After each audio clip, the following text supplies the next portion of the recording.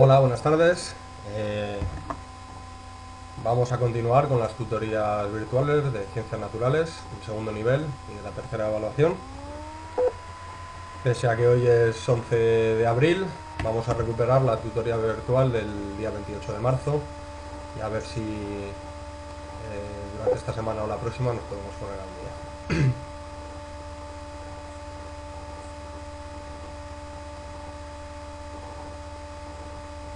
Vamos a continuar con el punto 5 del tema anterior, dinámica marina, olas, mareas y corrientes, acción geológica del mar, y luego continuaremos con las rocas sedimentarias.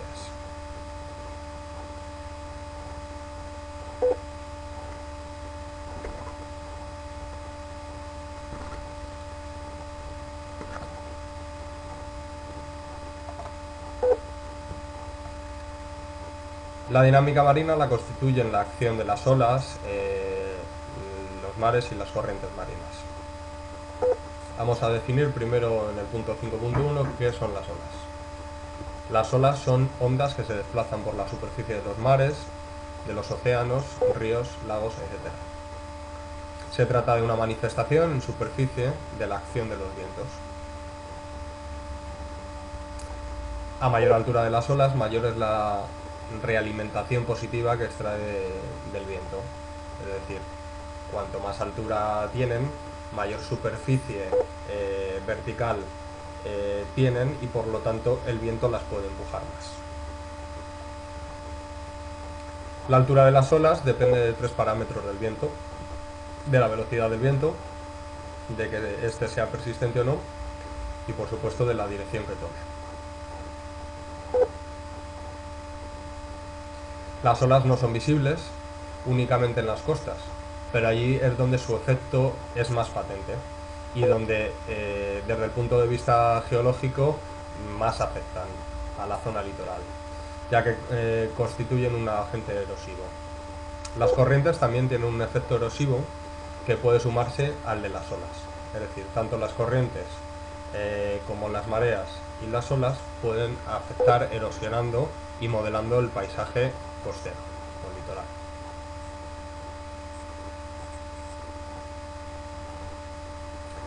En el punto 5.2 hablaremos de las mareas.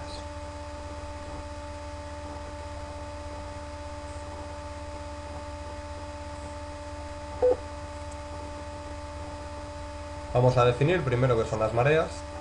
Las mareas son movimientos periódicos y alternativos de ascenso, flujo y descenso, reflujo de las aguas del mar.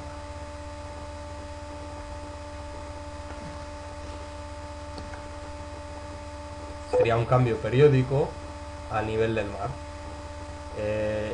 ¿Qué origina este movimiento periódico de subida o ascenso y descenso del nivel del mar?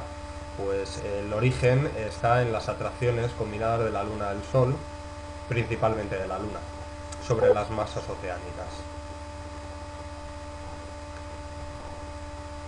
Es decir, en función de la posición que ocupen la Luna y el Sol respecto a la Tierra, van a ejercer una atracción sobre los cuerpos líquidos, en este caso sobre las masas oceánicas principalmente, y van a generar mareas, que van a ser mayores o menores en función de la posición.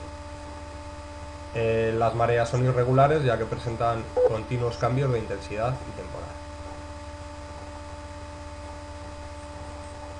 Bueno, esta figura nos va a ayudar a comprender un poco la diferencia entre lo que se denominan mareas vivas y mareas muertas. Es decir, entre mareas de alguna manera de dimensiones mayores y otras de dimensiones menores. Aquí podemos ver el Sol, que está alineado con la Luna. Aquí podemos ver el Sol, que también está alineado con la Luna. Es decir, tanto en la figura 1 y 3, la Luna y el Sol se encuentran alineados. En el primer caso se trataría de la luna llena, y en este caso se trataría de la luna nueva. En este caso se producen las mayores diferencias de mareas. Es lo que se denomina mareas vivas. Sin embargo, en la figura 2 y en la figura 4, el Sol respecto a la Luna se encuentran perpendicularmente. En este caso vamos a hablar de mareas muertas. Es decir, en el caso 2 sería la luna creciente y en el caso 4 sería la luna menguante. Se encuentran Sol y Luna están situados perpendicularmente y se producen unas menores diferencias en las mareas.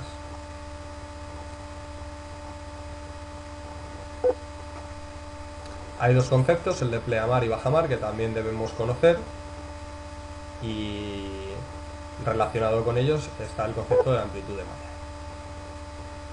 Bueno, se denomina pleamar al punto de máximo nivel que alcanza la marea en un lugar determinado, y se llama bajamar al punto mínimo al que desciende la marea en un lugar determinado.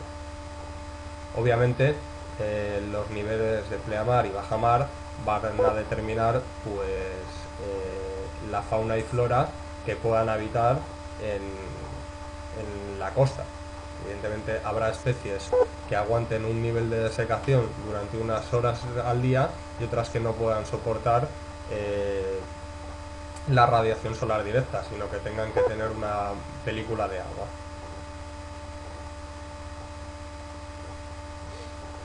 Me refiero a algas, anémonas, cangrejos, mejillones, crustáceos de distinto tipo.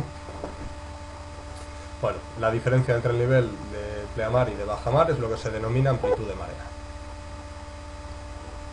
Hemos dicho que el origen de las mareas son principalmente la Luna y el Sol, pero también existen otros factores que influyen en las mareas. Serían la configuración de los litorales, la extensión, la localización en el planeta, etc. La energía de las mareas puede ser aprovechada también como fuente hidroeléctrica, es decir, igual que se aprovechaba el salto de agua en ciertas presas para, a través de la energía potencial y cinética, generar energía eléctrica, pues también se puede realizar un aprovechamiento energético mediante las mareas.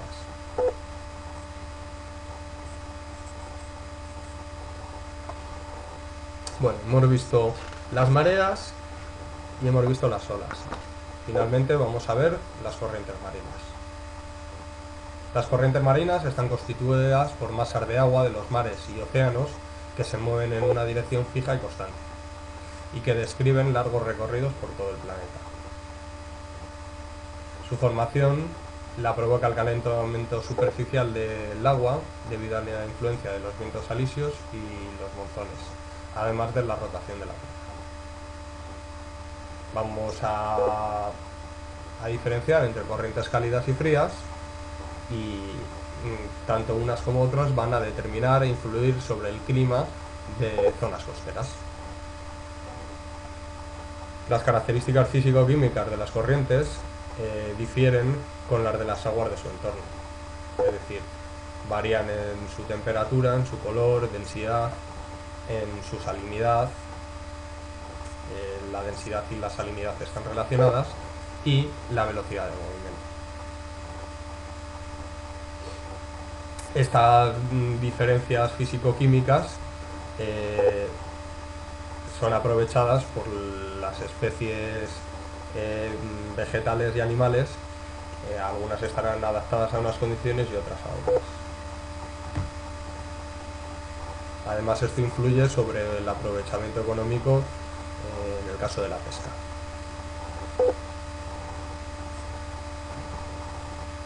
La velocidad de movimiento varía en función de la profundidad, siendo mayor en superficie. Generalmente, la influencia de los vientos hace que las corrientes superficiales sean mayores. Vamos a ver una serie de corrientes. Algunas debemos recordar su nombre por ser bastante importantes, como puede ser la corriente del Golfo. Sería una de las más conocidas, ya que suaviza o modera la temperatura y el clima en las regiones litorales del norte de Europa. Esta corriente cálida proviene del Golfo de México, por eso el nombre de corriente del Golfo, y nos llega pues hasta las regiones del norte de Europa, suavizando el clima en estas zonas. Otras corrientes cálidas que se pueden mencionar serían la corriente cálida de Brasil, la de Japón, la de Guinea y la de Mozambique.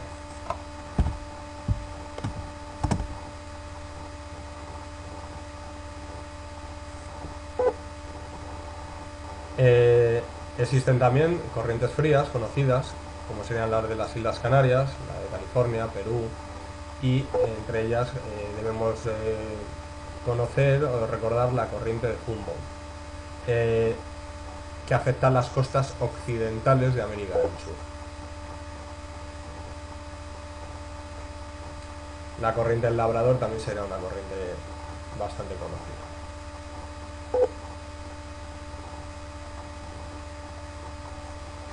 Vamos a pasar al punto 6, que sería la acción geológica del mar, es decir, cómo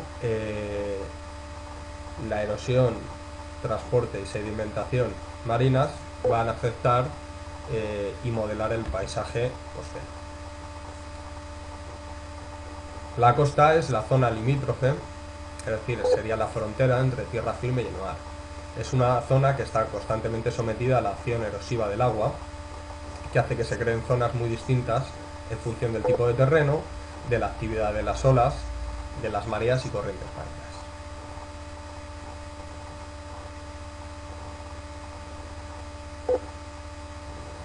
Hemos hablado de la dinámica del mar y hemos visto que se manifiesta por las olas, las corrientes marinas y las mareas.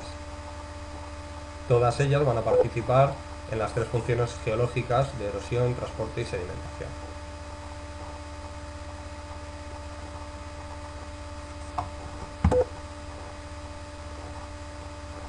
El punto 6.2 nos habla de la acción geológica del mar. El agua del mar tiene una gran fuerza erosiva sobre el litoral, pero esta fuerza no se va a ejercer de manera uniforme. Va a depender de la fuerza con la que actúe, la zona sobre la que actúe del litoral y los materiales que constituyen el litoral. Evidentemente, si hay materiales más blandos en la base y más duros en la parte superior, va a generar una erosión diferencial, va a ir erosionando la base del acantilado y va a hacer que éste se desplome a la larga, evidentemente. Las olas lanzan los materiales que transporta el agua sobre la costa, es decir, los materiales que han sido erosionados previamente o que los propios ríos han vertido al mar van a actuar erosionando al ser transportados por las olas y van a ir modelando también el paisaje de acantilados y zonas costeras. Además del aire comprimido que se introduce entre las grietas y poros de las rocas y va erosionándolas poco a poco. Bueno, a continuación vamos a ver una serie de formas del litoral. Me parece importante que sepáis estas estructuras, estas formas típicas y que sepamos diferenciarlas, y puede ser una pregunta susceptible de aparecer en el examen. Si nos fijamos en la costa, esta varía a lo largo de la geografía. Podemos encontrar acantilados, playas, deltas, estuarios, es decir, distintas estructuras o formas. Esto es debido a que hay diferencias en la erosión marina y por lo tanto estas diferencias en la erosión, las diferencias en los materiales, va a generar distintas morfologías.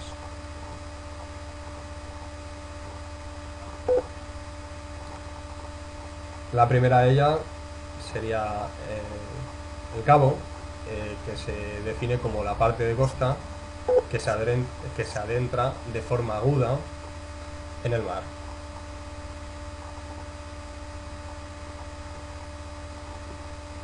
Y tenemos, por ejemplo, en esta imagen inferior, en la zona sureste del Mediterráneo, en España, pues el Cabo de Gata y el Cabo de Palos.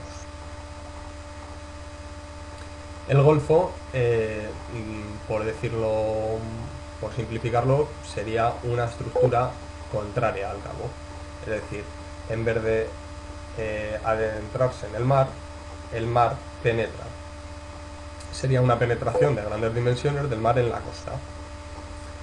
Se forma, por lo tanto, una zona curvada y generalmente suele estar flanqueada por dos cabos.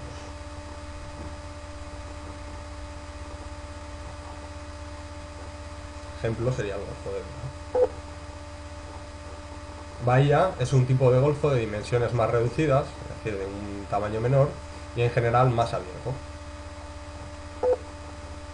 Ensenada sería la bahía o entrante de mar reducido y más protegido. Ensenada nos sirve también para definir lo que es una cala, que sería una ensenada mucho más estrecha y de unas paredes escarpadas, es decir, de un acceso difícil. Albufera es cuando la bahía queda convertida en un lago, es decir, queda cerrada su unión con el resto del mar, es decir, no existe una conexión con el mar y esta conexión queda impedida mediante un cordón litoral. Entonces se forma la estructura conocida como albufera. Estuario sería la zona de desembocadura de un río en la que penetra la erosión del mar.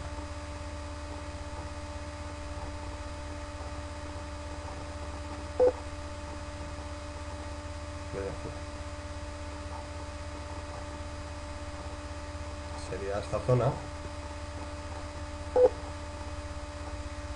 El mar penetra aguas adentro del río, erosiona esta zona y genera un estuario. La morfología contraria de alguna manera al estuario podría considerarse el delta. Sería una zona amplia de la desembocadura de un río en la que se depositan sedimentos por encima del nivel del agua.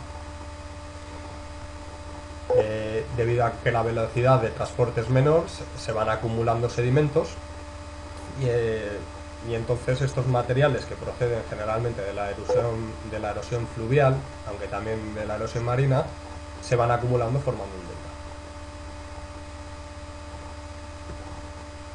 La ría sería la zona de un antiguo valle fluvial que queda inundada por aguas marinas. Es decir, generalmente en las rías no existen aguas dulces ni saladas, existen aguas salobres, es decir, una mezcla de ambas. Fiordos. Es como una ría, excepto que en este caso el valle ocupado por las aguas marinas no es un río, sino que es un valle glaciar.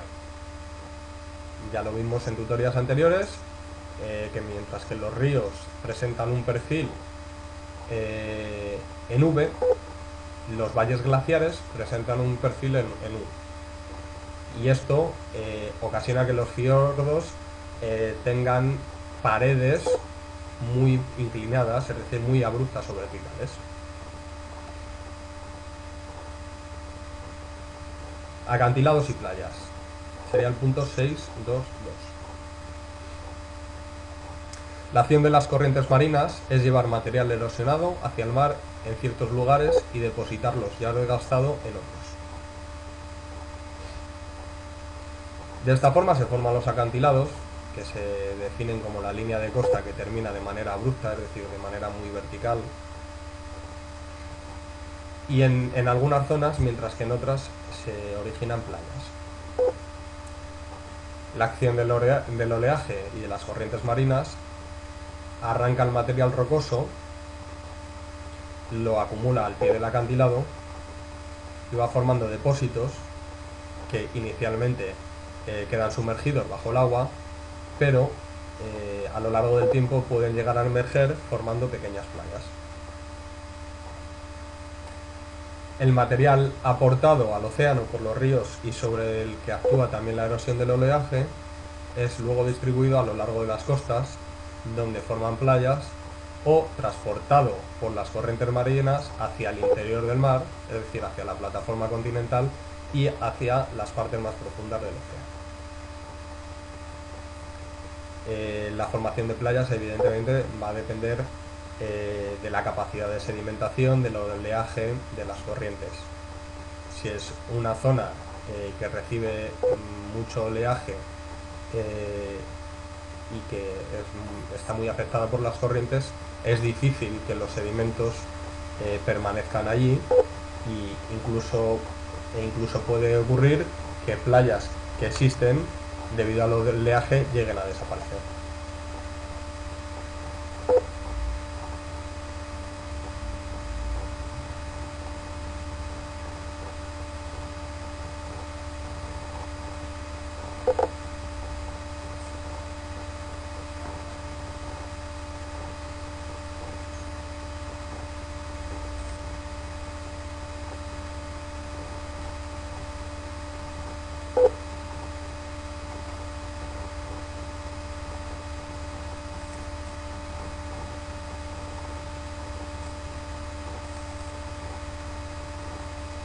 A continuación vamos a explicar el tema 3, es decir, la formación, así como la clasificación de las rocas sedimentarias.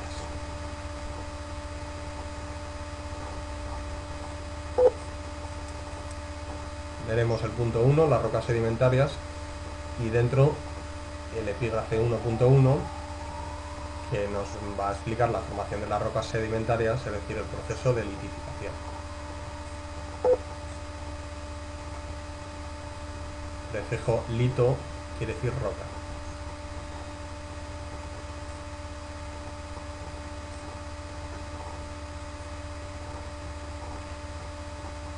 Hemos hablado hasta ahora principalmente de la erosión y del transporte. También hemos hablado de la sedimentación. Y en este caso, tras la erosión y el transporte, da lugar la sedimentación de los materiales. Es decir, cuando la energía de transporte de los materiales que previamente hayan sido erosionados disminuye, se origina una sedimentación de estos materiales. Estos sedimentos normalmente finalizan en las denominadas cuencas sedimentarias, que son zonas en las que por ciertas características, es decir, como la situación geográfica, ya no tienen la energía necesaria para que los materiales que les llegan sigan siendo transportados, es decir, la energía de transporte disminuye y entonces se genera depósitos. Las cuencas sedimentarias son generalmente los fondos de los mares, océanos y lagos, es decir, donde las corrientes son mucho menores, la capacidad de transporte mucho menor, por lo tanto. Estos depósitos, con el paso del tiempo y tras sufrir procesos físicos y químicos, como la compresión o deshidratación, da lugar a rocas sedimentarias. Se llama litificación al proceso por el que los sedimentos se convierten en rocas. También se conoce con el nombre de litogénesis secundaria. El término secundario tiene que ver, entre otras cosas, con que los sedimentos que han sido originados pueden,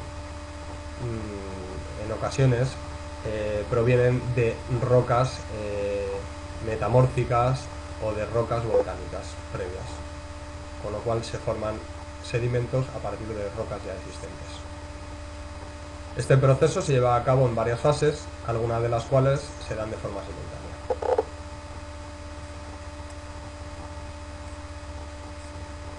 Compactación sería un acercamiento de los componentes que forman los sedimentos debido a la presión, al peso de los materiales que se encuentran sobre ellos. Es decir, se eliminan los poros y disminuye la porosidad de los materiales, es decir, se compactan. Los huecos cada vez son menores. Deshidratación es consecuencia de la compactación. Es la pérdida de agua debido a la compactación, además del aumento de temperatura. Cementación con nuevos minerales sería la unión de los materiales depositados. por procesos y por precipitación química. Recristalización se trata de la disolución y formación de nuevos cristales en algunos minerales, ocupando nuevas posiciones y orientaciones.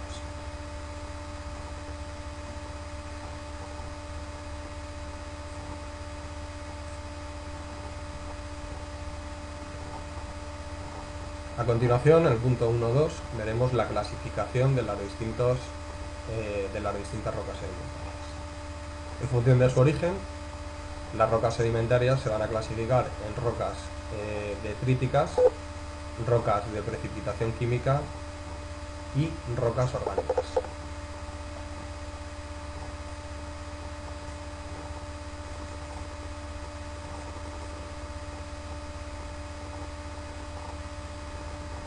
Rocas detríticas. Este tipo de rocas están formadas por fragmentos o clastos que han sido transportados al lugar del depósito de forma sólida por algún agente externo. En función del tamaño del grano van a clasificarse. El tamaño del grano se puede presentar tanto suelto o cementado.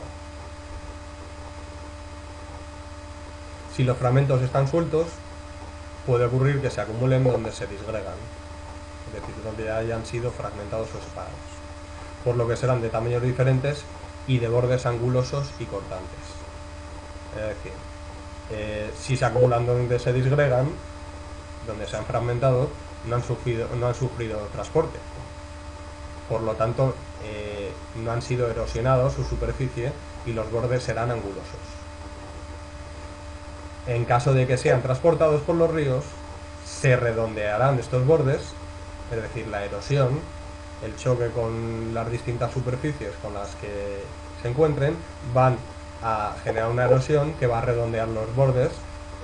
Se forman entonces los cantos rodados, las gravillas, la arena y arcillas. En función de su tamaño, los mayores serían los cantos rodados, a continuación las gravillas, arenas y arcillas.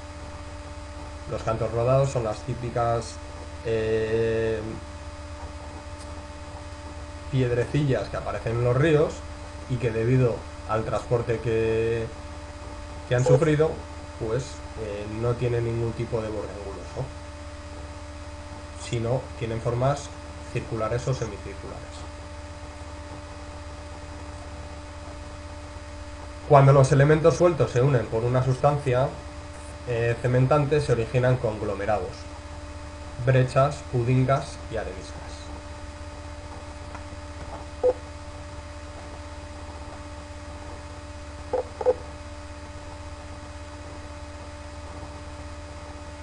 Los conglomerados se forman por cementación de cantos rodados, gravas y gravillas.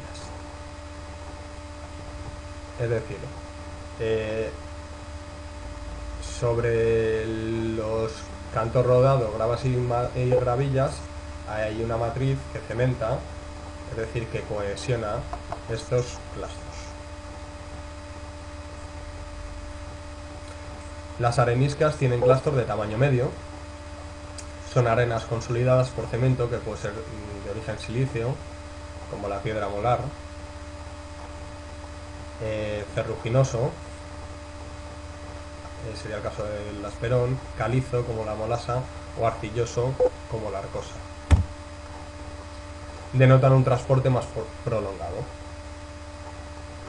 Las arcillas son agregados de minerales fragmentados en partículas tan finas que sus cristales son incluso poco visibles al microscopio electrónico, es decir, son pequeñísimos. Al igual que las arenas, proceden fundamentalmente de la descomposición de rocas graníticas. Algunos ejemplos son las argilitas y las lateritas. Rocas de precipitación química. Este tipo de rocas se han formado por precipitación de sustancias presentes en la cuenca de sedimentación mediante variaciones químicas y físicas del medio. Vamos a encontrar las rocas carbonatadas. Un claro ejemplo serían las calizas, como el carbonato cálcico, y las dolomías, formadas por carbonato cálcico magnésico. La caliza es la roca de precipitación química más frecuente. Es muy abundante. Está constituida por calcita. Las rocas calizas son muy abundantes en España.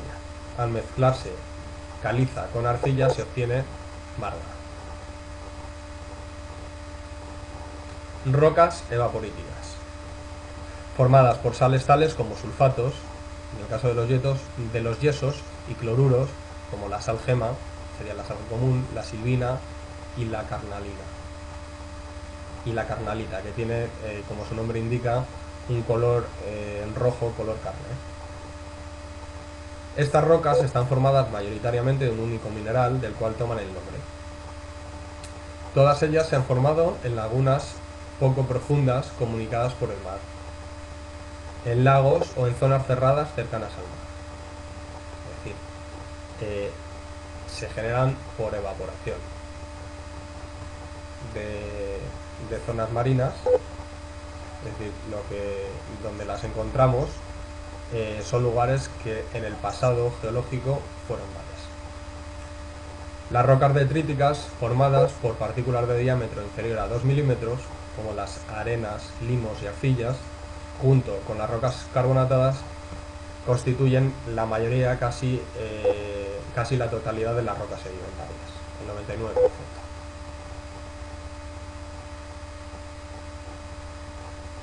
Rocas orgánicas, aquí veremos algunas con interés económico y que constituyen fuentes de energía no renovables, se han formado por acumulación y transformación de restos de seres vivos. Pertenecen a este tipo el carbón y el petróleo. Lo primero que quiero mencionar es que algunos autores sí que consideran al petróleo como una roca y otros no consideran al petróleo como una roca, puesto que dicen que la definición de roca es algo sólido, no algo líquido como es el petróleo. Carbón es el resultado de la descomposición de restos vegetales acumulados en gran cantidad en zonas acuáticas de poca profundidad, es decir, zonas someras y circulación restringida, como pueden ser lagunas, pantanos, deltas, etc. En función de su contenido de carbono, que se eleva con el grado de compactación, es decir, cuanto más compactado, mayor será el contenido de carbono, los carbones se clasifican en turba, lignito, hulla y antracita. Creo que esto es importante que lo sepamos y es otra posible pregunta para el examen. Todos ellos son rocas combustibles, pero no proporcionan la misma energía. En función del grado de compactación, aumentará el contenido de carbono y aumentará también la energía que proporcionan. Las características de los distintos tipos de carbón son: el primer tipo sería la turba, es de color pardo, esponjosa y ligera, es decir, bastante porosa. Se observa bien los restos de plantas, podemos ver estructuras semejantes a raíces. Generalmente, bueno, pues se originan en turberas, que son zonas semipantanosas con abundancia de musgos. La mayoría de turba se originan a partir de musgos del género Sphagnum. Genera poco calor, ya que el contenido de carbono es en torno al 60%. Según bajemos, es decir, según vayamos al lignito, a la hulla, a la antracita, irá aumentando el contenido de carbono y por lo tanto su poder calorífico. El lignito es de color pardo negruzco, tiene un aspecto de madera quemada, es decir, tiene incluso, se pueden reconocer todavía unas ciertas estructuras de las plantas de las que proceden, es decir, de los restos vegetales, y bueno, es algo más denso que el anterior, tiene un poco más de peso que la turba, arde bien y genera bastante calor. Tiene en torno a un 60 hasta el 75% del contenido del carbón. La hulla es el carbón que generalmente se ha utilizado y se sigue utilizando en las zonas rurales, en las cocinas económicas, es decir, para la combustión y para la generación de calor. La hulla es de color negro lustroso, es decir, es un poquito más oscuro que el lignito y un poco menos que la antracita, y también un poquito menos brillante que esta. Tendría un color negro lustroso con bandas brillantes y bandas oscuras mate. Proporciona una gran cantidad de calor, evidentemente se debe a que el contenido de carbono varía entre el 75 y el 90%, y a continuación ya sería la antracita. Es mucho más densa que todos los anteriores, muy compacta y es totalmente brillante. Arde con dificultad, pero da más calor que las anteriores. Es decir, en el momento que combustiona genera más calor, puesto que el contenido de carbono es superior al 90%. Bueno, aquí podemos ver en esta imagen como la turba pues es un resto de vegetales, musgos. El lignito tiene un color gris claro, y ya la hulla y la antracita generan mucho más calor mediante combustión y son más compactas que los anteriores. El petróleo, como he comentado antes, para ciertos autores no se puede considerar una roca por ser líquido. Se define como una mezcla compleja de hidrocarburos con componentes en distintos estados de agregación. Es decir, tiene una parte gaseosa, que es lo que origina el gas natural, y una parte líquida, que es el petróleo en sí. Es decir, es lo que se denomina petróleo crudo. Luego también pueden aparecer partes sólidas como los asfaltos y huequinas. Evidentemente en los yacimientos petrolíferos, en las cámaras donde se va acumulando el petróleo, en la parte superior se acumulará el gas al ser menor denso que el petróleo, que quedará más abajo.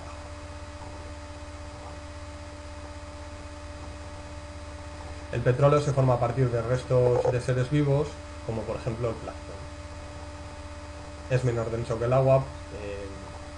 Este es el motivo por el que cuando suceden catástrofes como vertidos de petróleo al mar, flota y bueno, pues afecta a aves, a pájaros que flotan en superficie, y entonces bueno, pues ocasiona catástrofes naturales.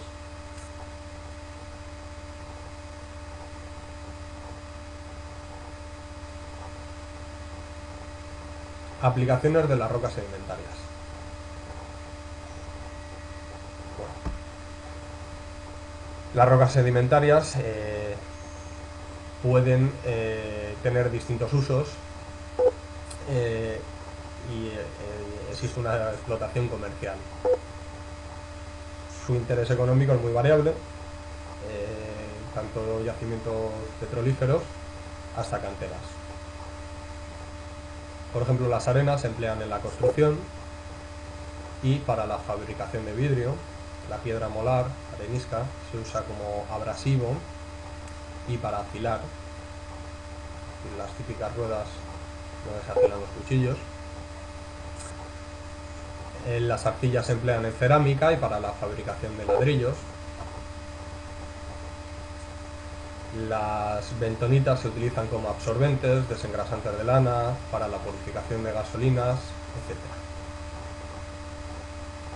Algunas calizas se emplean en construcción como fundentes en la industria del metal y del vidrio, y para la elaboración de cal, de cemento, etc. La sal gema, que es la sal común, se emplea en salazones, es decir, para conservas, en la industria alimentaria, en la obtención de carbonato sódico, de sosa cáustica, de cloro, de ácido clorhídrico y de otros compuestos. El yeso se usa en construcción y el alabastro, que es un tipo de yeso, se emplea en estructuras. En esculturas, no en estructuras.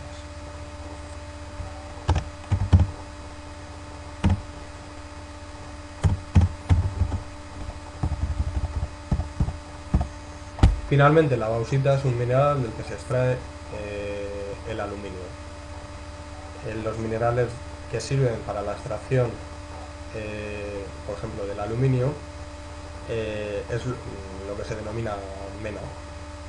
Por ejemplo, la galena es la mena del plomo. Y hay varios ejemplos de minerales de los que se extraen pues aluminio o otros metales que son muy útiles para el ser humano.